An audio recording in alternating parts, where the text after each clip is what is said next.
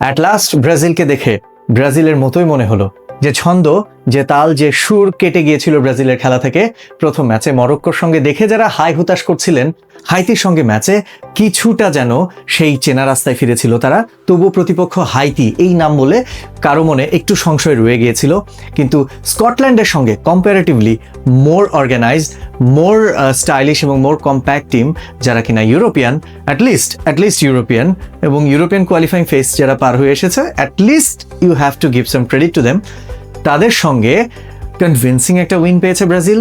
প্রতি ম্যাচে আমরা ব্রাজিলকে কিঞ্চিত করে, অল্প করে বদলে যেতে দেখেছি, এই ম্যাচেও আমরা দেখেছি। সবচেয়ে বড় ট্রান্সফরমেশন ছিল ভিনিসিয়াস জুনিয়রের, এবং মাথিউস কুনিয়া কিভাবে আক্রমণ ভাগে যোগ হতেই ব্রাজিলের পুরো ট্যাকটিক্যাল গেম চেঞ্জ হয়ে গেল, সেই নিয়ে আলোচনা হবে। আর নেইমার ফিরেছে, সবচেয়ে ভালো খবর ব্রাজিলের জন্য। স্কটল্যান্ড ম্যাচে ব্রাজিলের কি কি ভিন্নতা চোখে পড়লো, তার সবকিছু নিয়েই আজকের এই আলোচনা। প্রথমেই যাকে নিয়ে কথা না বললেই না, সে হচ্ছেন Vinicius junior.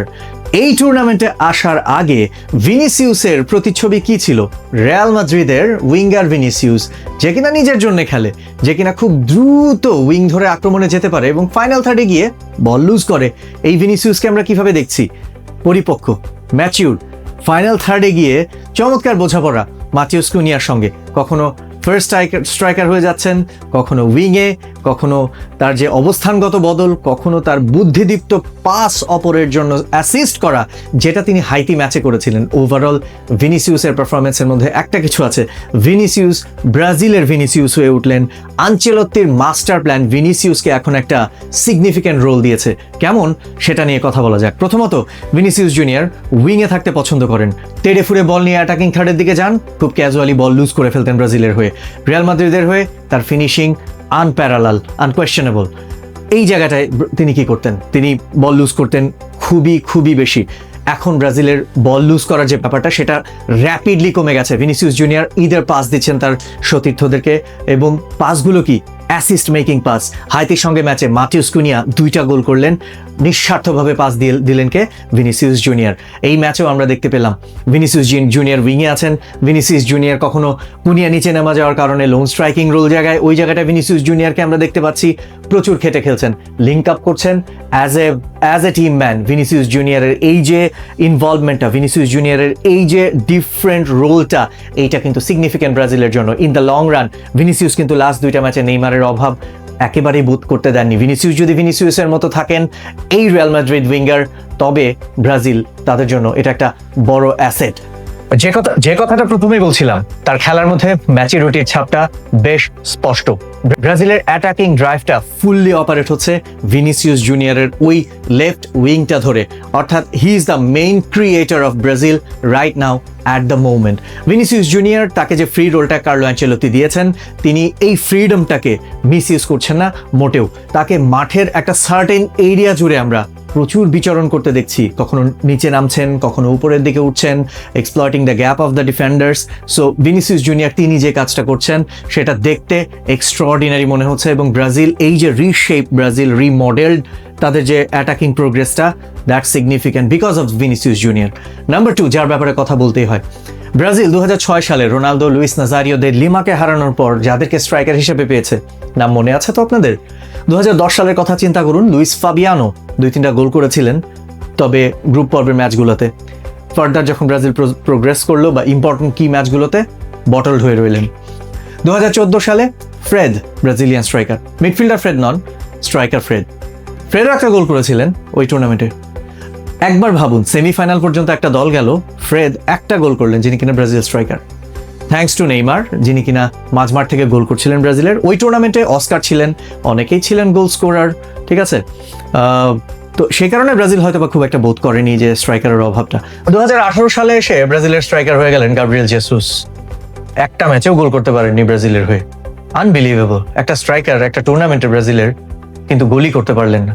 Gabriel Jesus undoubtedly top player, Manchester সিটিতে ছিলেন, আর্সেনালে ছিলেন, কিন্তু ব্রাজিলের গ্যাব্রিয়েল জেসুস মোটেও ভালো স্ট্রাইকার ছিলেন না। সেই জায়গা থেকে 2022 সালে রিশার্লিসন একটা ম্যাচে জোড়া গোল করলেন, ব্যাস ওটুকুই। কোনো সাপোর্ট নেই, কোনো ধরনের, মানে স্ট্রাইকার হিসেবে নামানো লাগে, যে কারণে স্ট্রাইকার হিসেবে তাকে নামিয়েছিলেন কোচ চিচে। কিন্তু ব্রাজিল স্ট্রাইকার হিসেবে রোনালদো রিটায়ারমেন্টের পর আসলে কি বলার মতো কোনো স্ট্রাইকার পেয়েছে আজ অব্দি? মনে হয় না। সেই জায়গাটা আমার মনে হয় মাতেউস কুনিয়া তিনি ঘুচিয়ে দেওয়ার পথে। আমি বলছি না রোনালদোর মতো out and out striker, but Matheus Cunha যেটা করছেন as a false nine, he is the main man right now centrally Brazilian অ্যাটাকের। ফার্স্ট অফ অল, একটা জায়গায় স্টেডিলি দাঁড়িয়ে থাকছেন না সেন্টার ব্যাকদের সাথে। না থাকার কারণে যেটা হচ্ছে তিনি ড্রপ করছেন, ড্রপ করে আসার ফলে ডিফেন্ডারদেরকে ড্র্যাগ করছেন। He is creating lot of spaces for either Ryan, Vinicius Junior, mostly Vinicius Junior ওই স্পেসগুলো কাজে লাগাচ্ছেন। আজও তার ব্যতিক্রম ছিল না। এই যে সেকেন্ড স্ট্রাইকারের রোলটা, but he is number 9, but sometimes second স্ট্রাইকারের রোল নিচ্ছেন তিনি। অ্যাটাকিং জোনটাকে কমপ্লিটলি ডিফারেন্টলি অপারেট করছেন মাতেউস কুনিয়া।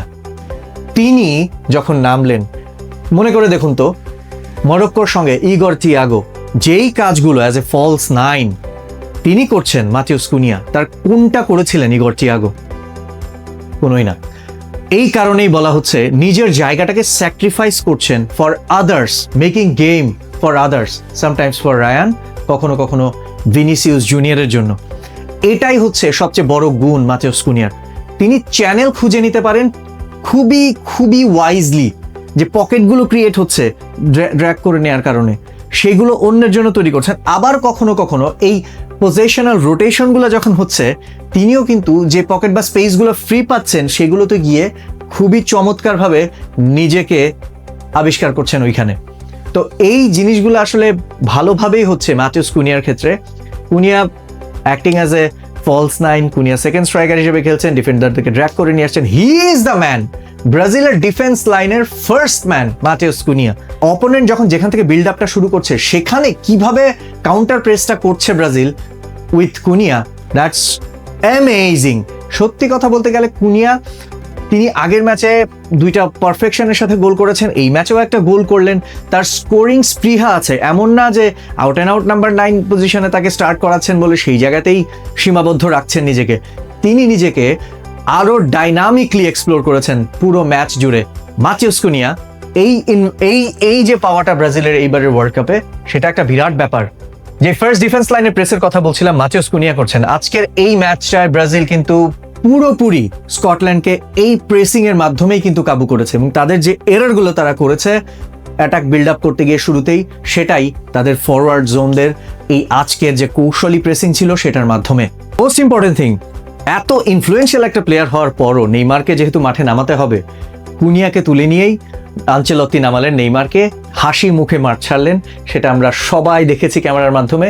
কতটা অ্যাপ্রিসিয়েট করার মতো একজন টিম পার্সন যে নেইমার, দলের সবচেয়ে বড় তারকা, আশার প্রতীক, তাকে ফিল্ডে যেভাবে ওয়েলকাম করলেন, মানে হৃদয় জিতে নেওয়ার মতো ব্রাজিলিয়ান সমর্থকদের। অবশেষে নেইমার জাতীয় দলের জার্সিতে ফিরেছেন। 980 দিনেরও বেশি সময় পর ব্রাজিলিয়ান জার্সিতে নেইমারের এই ফেরা স্মরণীয় হয়ে থাকলো। ম্যাচের শেষে তো কেঁদেই দিয়েছিলেন নেইমার। ব্রাজিলিয়ানরা হলুদ জার্সিতে খেলছে, নেইমার সেই দলের সাথে নাই। অ্যাটলিস্ট খেলার মতো বয়স থাকা সত্ত্বেও নেইমার নিজেও হয়তো বা মন থেকে সেটা মানতে পারছিলেন না। অবশেষে নেইমার মাঠে নেমেছেন, অ্যাজ এ ট্রু চ্যাম্পিয়নের প্লেয়ারের মতোই মাঠে নেমেছেন। যতক্ষণ মাঠে ছিলেন মনে হয়েছে তার বিচরণ দেখে, তার অ্যাটিটিউড দেখে, যে Neymar is going to be back as the same version when he appeared last time for Brazil. সত্যি নেইমারকে দেখাটা ব্রাজিলিয়ান ফ্যানদের জন্য একটা আবেগী মুহূর্ত ছিল। আমি জানি না ব্রাজিল কত দূর যাবে, আমি জানি না ব্রাজিল কি করবে, বাট এই যে নেইমার, একটা ইমোশনাল অ্যাটাচমেন্ট ব্রাজিলের সঙ্গে, নেইমার নামতে পারেন কিনা অনেক কোয়েশ্চেন রেখে। মনে হচ্ছিল ব্রাজিল যেহেতু 3 গোলে লিড করছে, এই ম্যাচে নেইমারকে আর প্রয়োজন নাও হতে পারে কার্লো আনচেলত্তির নামানোর। বাট ওই যে ব্রাজিলের হয়ে বা কোনো কম্পিটিটিভ ম্যাচে অনেক দিন খেলেননি, সেই কারণে আনচেলত্তিও চেয়েছিলেন একটু গেম টাইম দিতে নেইমারকে, এবং সেটাকে খুবই ভালোভাবে কাজে লাগিয়েছেন নেইমার। এবং নেইমারের এই ফেরাটা আজকের এই ম্যাচের বড় গল্প। সত্যিকার অর্থেই ব্রাজিল ট্রুলি টাইটেল কন্টেন্ডার হিসেবে ফিরে এসেছে, বেশ ভালোভাবে ফিরে এসেছে।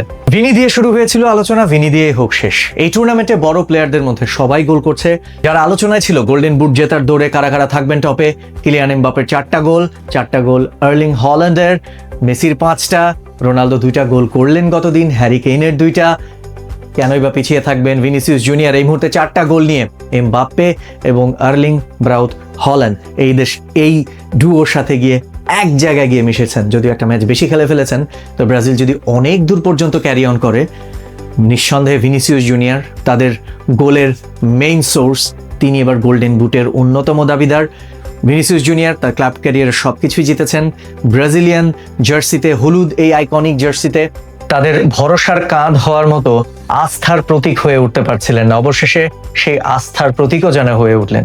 ভিনিসিয়াস, কুনিয়া, রায়ান, নেইমার, এই অ্যাটাকিং কোয়ার্টেট ব্রাজিলকে কতদূর নিয়ে যাবে বলে মনে করছেন? কমেন্ট করে জানাতে ভুলবেন না।